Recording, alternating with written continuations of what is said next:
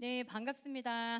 네, 네, 굉장히 어, 크게 반갑지 않은가 봐요. 네.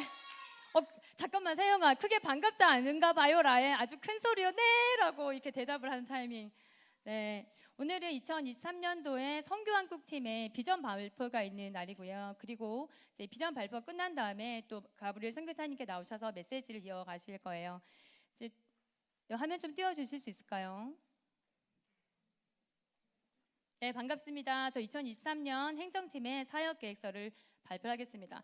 네, 저는 IM 선교회 한국본부 선교 한국팀의 그레이 선교사입니다. 반갑습니다. 네, 오늘은 또 한비전에서 굉장히 귀여운 친구들이 많이 왔네요. 네, 그래서 우리 한국 선교, 선교 한국, 열방 선교라는 거를 아마 처음 들어본 우리 학생들도 있으니까 간단하게 한번 소개를 한번 해볼게요. 우리 이제 IM 선교회는 한국 선교팀이 있고요. 그리고 선교 한국팀이 있고, 그리고 열방 선교팀이 있어요. 한국 선교, 선교 한국 하니까 뭐 단어만 좀 뒤집어 놓은 것 같지만 좀 역할이 좀 달라요. 자, 한국 선교팀은 여러 팀이 있는데 대표적으로 여러분 옆에 큰 형아들이 있는 그 친구들이 있는 팀이 공동체 팀이라고 하는데, 이 친구들은 누구냐면 이 대한민국의 청소년의 이와 같은 청소년 샘플을 만들겠습니다 라는 멋진 친구들이 이제 공동체 팀이고요. 그리고 우리 오전이래 지금 좀 전까지 막 찬양하고 뜨겁게 했던 그 청년들은 청년팀인데 인투젠 팀이라고 하거든요. 네, 너무 든든하고 멋집니다. 네, 저렇게 이 대한민국 땅에 진짜 하나님을 멋지게 사랑하는 청년이 여기 있습니다 라는 멋진 샘플팀이 우리 인투젠 팀이 있고요. 그리고 우리 뒤쪽에 많은 분은 보이지 않으시지만 이런 기성세대가 하나님의 나라를 향해서 뒤집을 이런 기성세대가 여기 있습니다 라는 사역을 하시는 올투젠 팀이 있고요. 그리고 이제 지난주에 주일날 발표를 했었던 우리 선교사의 자녀들인 MK팀, 이렇게 해서 한국 선교팀이 있고요. 그리고 제가 소속된 팀은 저는 선교한국팀인데요. 선교한국팀은 무엇을 하는 거냐면 이런 공동체, 제가 방금 언급드린 그런 공동체, MK팀, 공동체팀, 그리고 우리 인투젠팀, 그리고 올투젠팀, 이와 같은 곳을 우리 교회에도 세우고 싶습니다 라고 해가지고 전국의 지역교회를 이제 중심으로 세워진 공동체들이 있어요. 제가 숫자를 놓치지 않으려고 좀 적어왔거든요. 또 지금 저희가 현재 공동체가 지금 36개 팀이 있고요. 그리고 이렇게 깜짝 놀랄 줄이야. 네, 그리고 지금 인큐베이팅은 뭐냐면 이런 공동체를 본교에 세워지기 전에 이제 실습을 하는 팀이에요. 실습을 하는 팀이 16개 팀이 있고요. 그리고 그 실습에 들어가기 전에 이제 본부 선교사와 함께 어떻게 하면 사역을 열어갈 수 있을까요? 라고 해서 컨설팅을 하는 팀들이 있어요. 그런 컨설팅 팀이 한 9개 정도 해서 23년도에 최소한 60개의 공동체가 이 대한민국 땅에 세워질 예정이고요.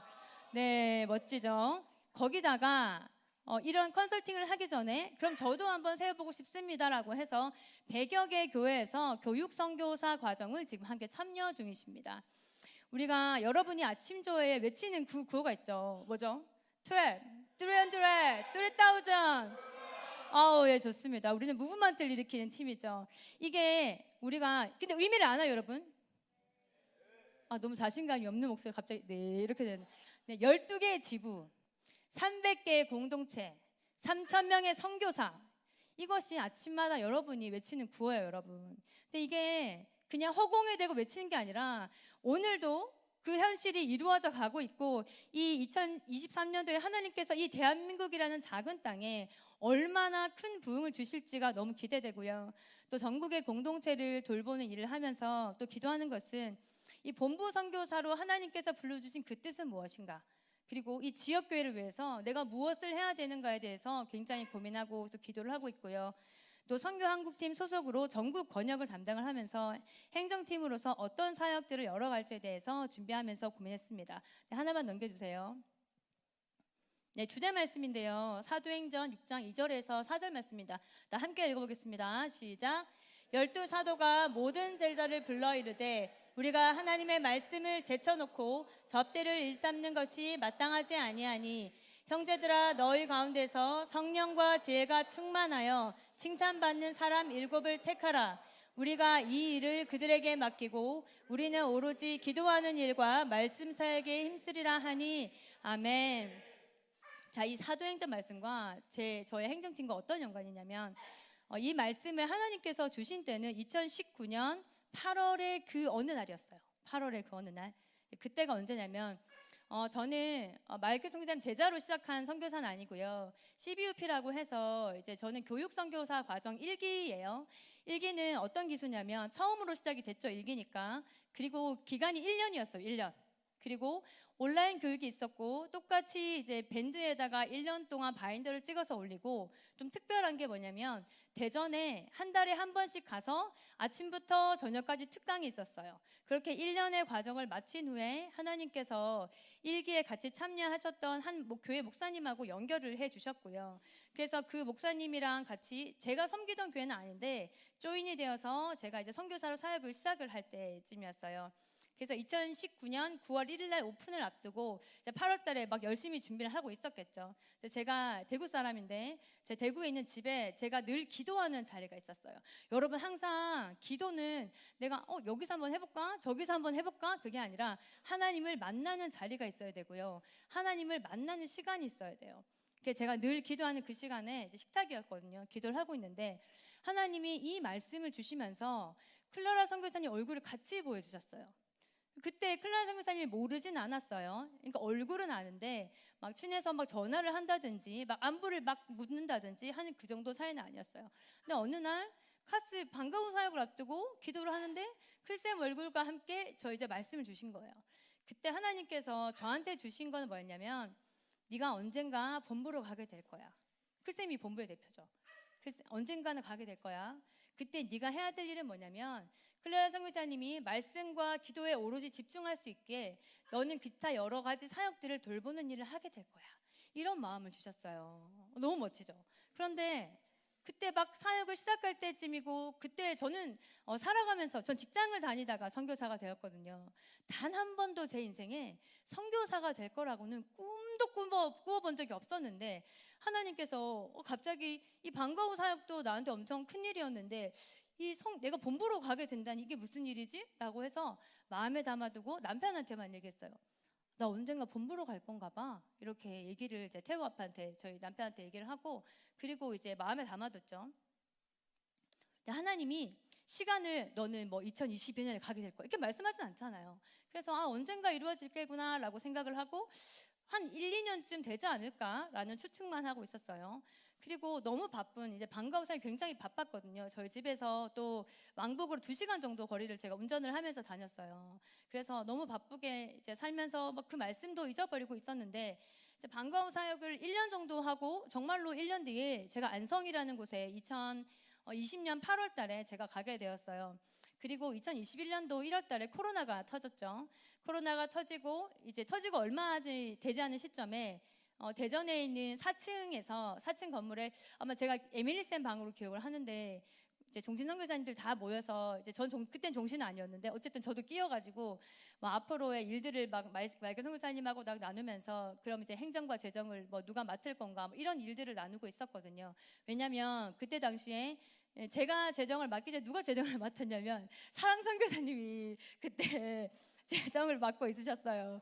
근데 사랑 선교사님이 그때 막 구미로 고등아이들을 데리고 막 가셔야 되고 입시반은 또 우리 다음에 또 그 발표하실 제시카 선교사님 맡고 막 1월쯤이었어요. 누군가는 그 일을 했어야 됐죠. 그래서 제가 아까 주신 그 말씀은 전혀 떠오르지 않았고 그때 제가 뭐라고 했냐면 아니 하나님께서 만약에 재정이나 행정을 저한테 맡겨주실 거면 계속 직장을 다니게 하셨지 나에게 선교사가 되게 하진 않았을 거예요 라고 굉장히 자신감 있게 그렇게 얘기를 했거든요. 그리고 전혀 그런 생각을 하지 않았죠. 근데 어쨌든 사랑 선교사님 내려가셔야 됐고 누군가는 그 일을 해야 됐고 그래서 나는 마음이 어떤 마음이었냐면 그래 뭐 일단은 아무도 할 사람이 없으니 임시로 맡아야 되겠다. 왜냐면은 저는 원래 전공이 대학 때 전공 회계학과고요. 그리고 재정과 재무로 직장 생활을 13년을 했어요. 그래서 그래 뭐 어차피 나는 익숙한 일이고 누군가 해야 된다면 내가 잘 맡아서 하고 있다가 전해줘야겠다라는 굉장히 얄팍한 마음으로 이 일을 시작을 했어요. 그런데 어느 시점인지 모르겠어요. 어느 날 기도하는데 하나님이 저 말씀과 그때의 상황과 그걸 다시 떠올려 주더라고요. 그때 제가 뭐를 알게 됐냐면, 이거는 그냥 할 사람이 없어서 내가 우연히 맞게 된 게 아니구나.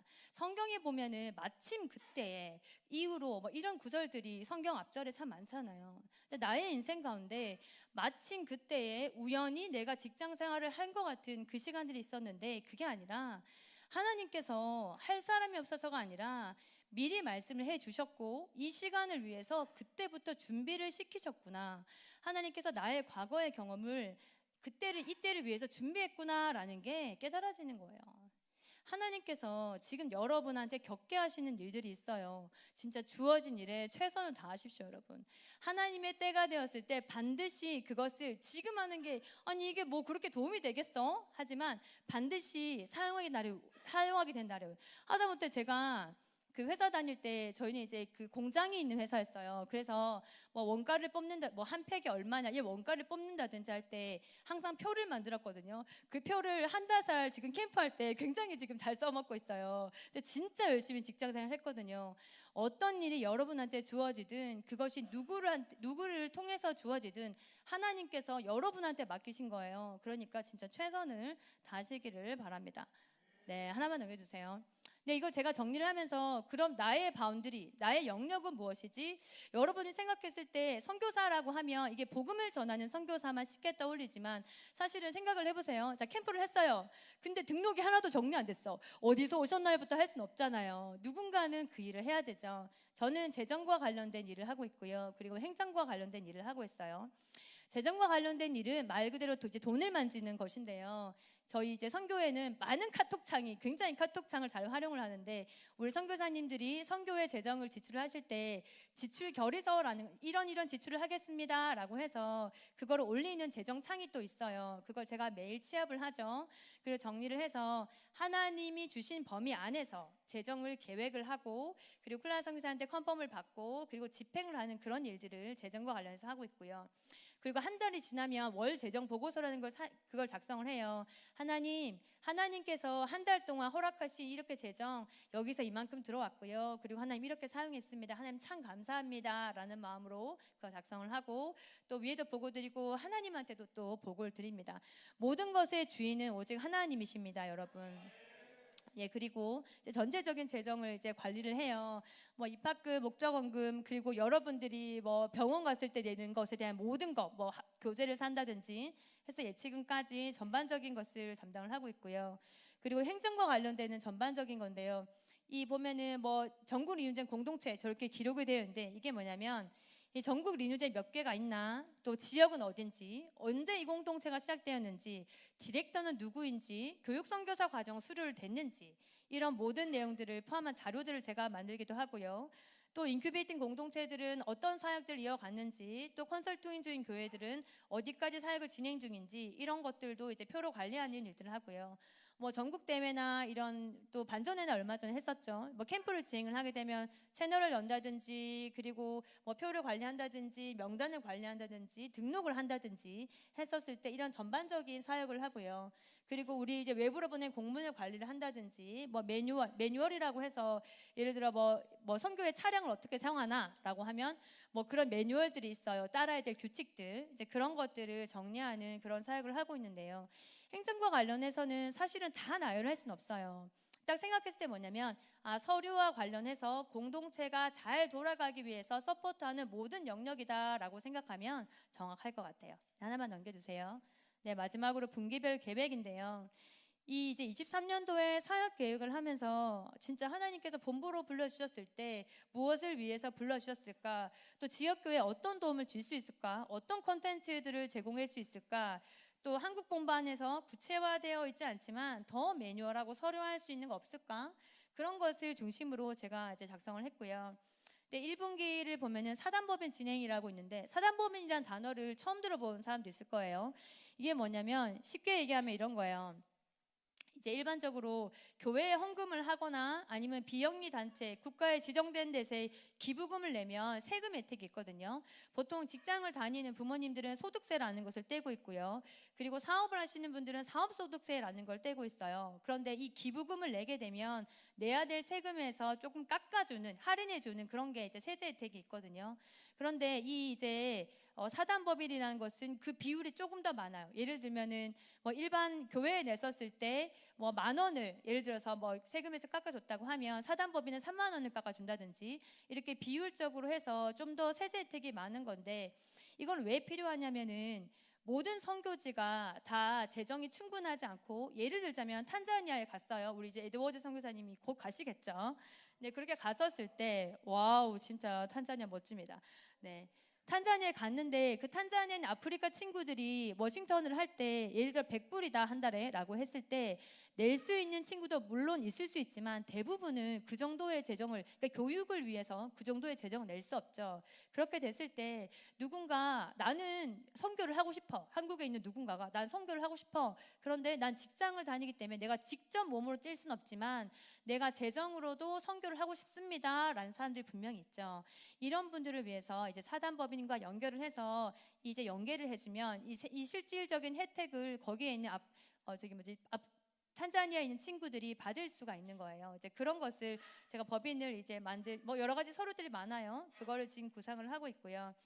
또 이제 두 번째로는 엑셀 기초 강의 세팅. 제가 이 전국의 이제 권역을 돌보면서 생각보다 저는 직장을 다녔기 때문에 굉장히 엑셀이 익숙한데 대부분은 뭐 직장을 다니다가 이제 디렉터가 되진 않다 보니 엑셀이나 이런 표를 만드는데 좀 어려워하시는 분들이 있어요. 그래서 기초적인 좀 강의를 세팅을 하고, 사실은 어느 정도만 쓸 수 있어도 굉장히 도움이 되기 때문에 뭐 저희가 이제 공동체를 하면 원래 보고서라든지 뭐 여러 가지 서류를 작성해야 될 것들이 사실은 좀 많거든요. 그래서 그런데 좀 도움을 줄 수 있는 기초 강의들을 제가 좀 강의를 찍으려고 생각을 하고 있고요. 이제 그거 강의를 만들고 나면 재정 정리 프로그램을 만들 건데, 뭐 프로그램 하니까 되게 거창하지만 뭐 그런 거예요. 뭐 입금 출금을 기록하면 옆에 시트에 뭐 집계가 된다든지, 그래서 더 이제 손대지 않아도 우리 재정을 딱 볼 수 있게 만든다든지, 사실 함수만 몇 개만 사용을 하면 충분히 만들 수 있는 거라서 그런 것을 좀 구상을 하고 있고요.